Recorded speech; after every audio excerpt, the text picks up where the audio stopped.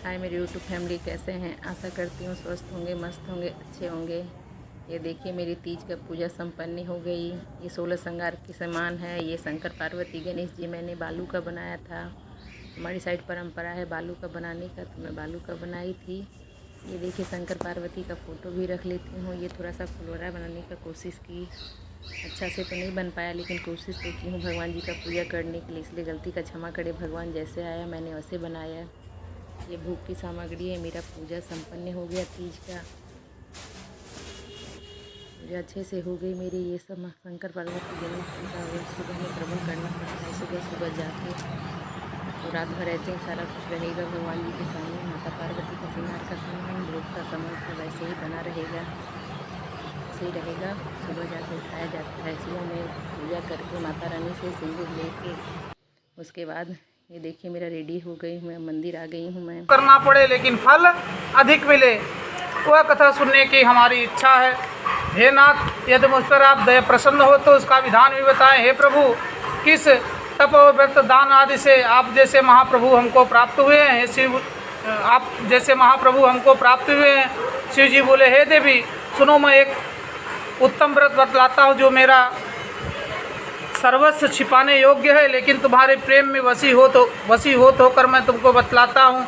जैसे नक्षत्रों में चंद्रमा, ग्रहों में सूर्य, वर्णों में ब्राह्मण, देवताओं में विष्णु भगवान, नदियों में गंगा, पुराणों में महाभारत, वेदों में सामवेद, इंद्रियों में मन श्रेष्ठ है, सब पुराणों से स्मृत जिस तरह से कहा गया है मैं तुमको बतलाता हूँ। एकाचित मन से सुनो। जिस व्रत के प्रभाव से तुमने मेरा अर्घ आसन प्राप्त किया वह मैं तुमको दिनों पहले हिमालय पर्वत पर इस व्रत को किया, उसका वृतांत मैं तुमसे कहूँगा।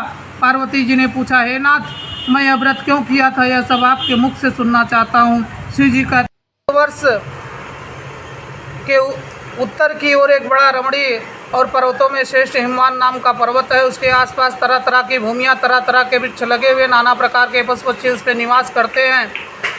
वहाँ पर गंधर्व गाती हैं, देवता सिद्ध मन से विचरते हैं तथा पक्षी सर्वदा प्रसन्न मन से विचरते हैं। वहाँ पर गंधर्व गाती हैं, अप्सराएं नाचती हैं। उस पर्वत के इतने शिखर हैं कि जिनमें वैदिक रत्न की खाने भी आदि भरी हुई हैं। यह पर्वत इतना ऊंचा है कि मित्र के तरह आकाश को भी स्पर्श किया करता है। समस्त शिखर सदैव हिमच्छादित रहता तथा गंगा के जल धन सुनाई देती है। हे पार्वती, तुमने बाल्यकाल में उसी पर्वत पर तपस्या की थी। 12 मास में तुम जल में बैठी रही। वैशाख मास की दोपहरिया पंचाग्नि तपती थी। श्रावण के महीने में जल बरसात रहता था। तुम भूखी प्यासी रहकर मैदान में बैठी रहती थी। तुम्हारे पिताजी इस तरह के कष्ट को देख करके वह सहन नहीं कर पाए, बहुत दुखी हुए। वे चिंता में पड़ गए कि मैं अपनी कन्या किसको दूं। उसी समय नारद जी वहां पर आ पहुँचे। गिरिराज पाद, अर्घा आसन आदि देकर पूजा किया और कहा कि हे स्वामी, आप किस लिए आए हैं? मेरा सौभाग्य है, आपका आगमन मेरे लिए अच्छा होगा। नारद जी ने कहा, हे पर्वतराज सुनो, मैं भगवान विष्णु का भेजा हुआ आपके पास आया हूँ। आपको चाहिए कि यह कन्या रत्न किसी सुजोग वर को दे दें। भगवान विष्णु के समान सुजोग वर। पंडित जी कथा कर रहे हैं, कथा समाप्त हो गया। ये सुबह में मैं आ गई थी मंदिर। सुबह में मैं शंकर भगवान का दर्शन कर ली। सुबह में जल चढ़ा दी शंकर भगवान को। पार्वती माता से सुहाग लेने का सुहाग में ले ली पार्वती माता से। गणेश जी का भी पूजा कर ली आज मैं सुबह सुबह। चलिए बाय।